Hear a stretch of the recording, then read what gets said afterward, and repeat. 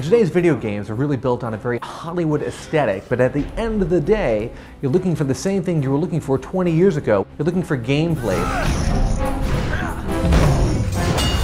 For all the talk of it being a great story and well delivered, you still got to make the gameplay exciting.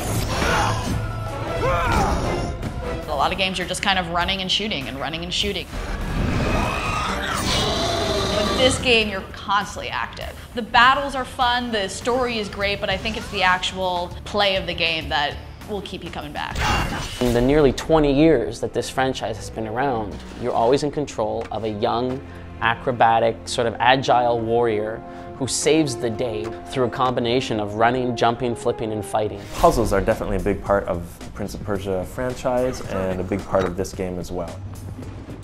You know, there's always traps and weird kind of Rube Goldbergian devices built to nefarious purposes. Or be walking across the floor, all of a sudden there's a gap with spikes in it. Why is that there? I don't know. Don't fall down there. A lot of video game heroes they've got big muscles, or they've got big guns, they've got a lot of technology. What the Prince has always done, going all the way back to the very first Prince of Persia games, is use his body kind of as his main weapon. He likes to do very, very acrobatic stuff, like swing on poles and run on walls, which he can do because he's in the best shape ever. When you live a certain kind of lifestyle, you're a nomad, you're a rogue, possibly a thief. You need to be able to rely on your body the way that a nerd like me doesn't necessarily have to. It's a series that is known to have very fluid, acrobatic animations. The Prince has always had a unique way of getting around. He shimmies across walls, he climbs across rooftops, he swings on poles. Basically, you get to run on walls through the entire game, much like Spider-Man, but without the... When he does a wall run, he's like scrambling, you know, and he's using his arms. He's a very physical being. So a wall run, do you want me to demonstrate? Give him a good head of steam and he'll run across a wall, kind of like the free-running parkour guys. I've never run up a wall. I've run into a wall, but never up a wall.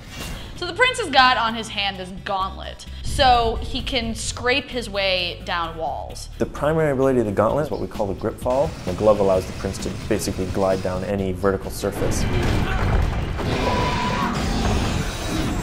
Elika's an interesting character because players never actually control her. She's actually a very sophisticated AI. If she were a real woman, she'd probably turn me down for a date. I'm in.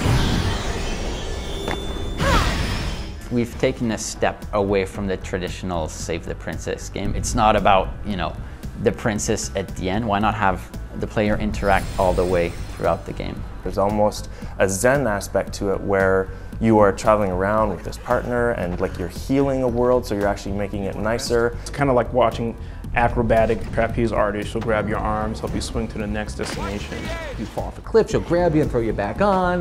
When you're fighting monsters, you can do kind of a 1-2 combo punch. A lot of games that give you partner characters, you have to safeguard them. They can't keep pace with you. And Elika's not that kind of character.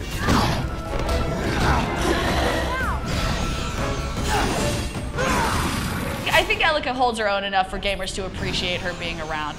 I don't think she just seems like, oh great, your girlfriend's here. Whoop-de-doo. Elika is not Princess Peach. Elika is not Ashley from Resident Evil 4. I have their strength as well as mine. Elika is a strong-willed, independent heroine in her own right, whose abilities complement the Prince. Where the Prince is really great at acrobatics and a lot more of the fighting, Elika is magical.